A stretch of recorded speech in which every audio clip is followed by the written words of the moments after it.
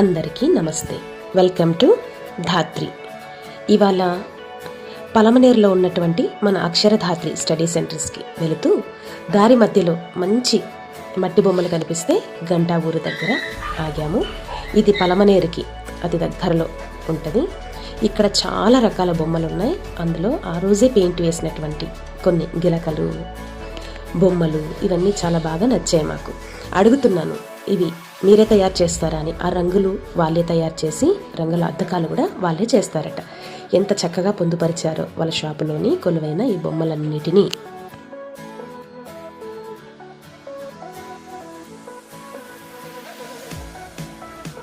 మేమైతే వెల్కమ్ మాస్కులు, వెల్కమ్ బొమ్మలు ఏవైతే ఉన్నాయో అవన్నీ చూస్తున్నాం.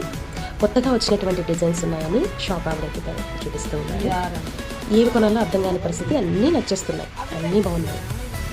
గుమ్మ ముందర పెట్టేటువంటి ఏనుగు బొమ్మలు, దీనికి టెరికోటా పెయింట్ వేస్తే ఇంకా బాగుంటుందని, దానికి డెకరేటివ్ వేయచ్చు కదా అని అనుకుంటూ మరొక బొమ్మనైతే చూసేకెళ్ళిపోయాను. హంసలు ఎంత బాగున్నాయో, ఏది కొనాలో తెలియట్లేదు, బరువు ఉన్నాయి, ఎత్తుకొని రాలేమేమో. ఇంకొకసారి దీనికోసమే సపరేట్గా వెహికల్ తీసుకొని ఇక్కడున్న బొమ్మలన్నీ తీసుకొని వెళ్ళిపోయి మన ధాత్రి నిలయంలో అందంగా అమర్చుకోవాలని అనిపించింది. కాకపోతే ఈ వాటితో కొన్ని బొమ్మలు అయితే తీసుకొని మేము ఇంటికి రావడం జరిగింది. ధాత్రి ఆనంద నిలయంలోని అవతాతలకు చూపించడం జరిగింది. చాలా సంతోషించారు.